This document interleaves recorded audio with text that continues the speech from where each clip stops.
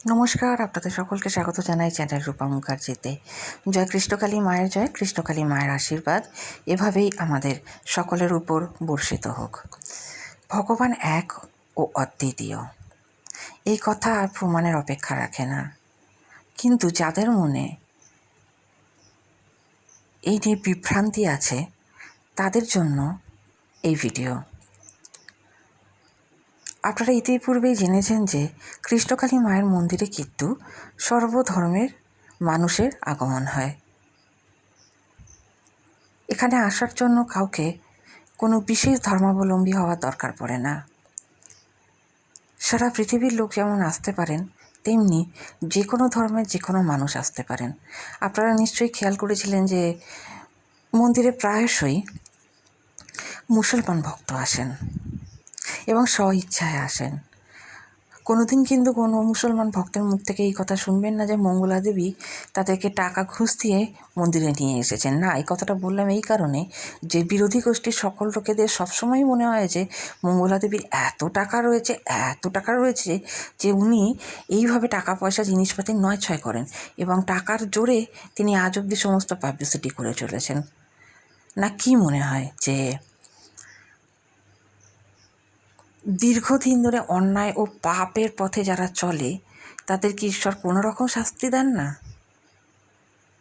আরে অনেক বড় বড় এরকম উদাহরণ আছে আমাদের চোখের সামনে, ইতিহাসের দিকে তাকালেই হয়ে যায়। এবার বলবেন যে ইতিহাসে তো কেবলমাত্র ব্যতিক্রমী ঘটনাগুলোকেই তুলে ধরা থাকে,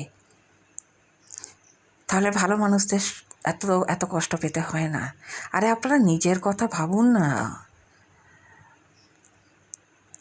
ঈশ্বরে ভেদাভেদ কখনোই মানুষের লক্ষ্য হতে পারে না। মঙ্গলা দেবী প্রায়শই বলে থাকেন যে শ্রীরামকৃষ্ণদেবের একটি গল্প, যেখানে শ্রীরামকৃষ্ণদেব নাকি মাথায় টুপি পরেছে ঈশ্বরের ভজনা করেছিলেন। অর্থাৎ শ্রীরামকৃষ্ণদেবও ঈশ্বর ও আল্লাহর মধ্যে কোনো পার্থক্য রাখতেন না। এর চেয়ে বড় আদর্শ শ্রেষ্ঠ উদাহরণ আর কি হতে পারে? না, এই উদাহরণটা আমি দিচ্ছি না, এটা মঙ্গলা দেবী নিজেই দিয়েছেন। আর আসুন আমরা শুনে নিই যে এই বিষয়ে মঙ্গলা দেবী কী বলেছেন। তবে তার আগে আপনাদের কাছে অনুরোধ, ভিডিওটি ভালো লাগলে অবশ্যই লাইক শেয়ার কমেন্টস করবেন, চ্যানেল সাবস্ক্রাইব করে পাশে থাকবেন, আর সম্ভব হলে অবশ্যই মেম্বারশিপ নিয়ে নেবেন চ্যানেলের। বাবা কাদের তুই বল, বাবা কিন্তু মুসলিমদের।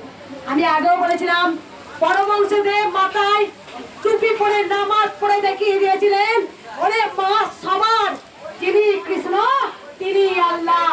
কারণ ভগবান সবার, তিনি জগতের নাথ, তিনি আল্লাহ, তিনি তো ভগবান। তাই কৃষ্ণকালী মায়ের কাছে আমি বলেছিলাম সকল সন্তান আমার কাছে সমান। আমি আজকে সবার মা, কারণ মায়ের কাছে কোনো জাত বিভেদ হয় না।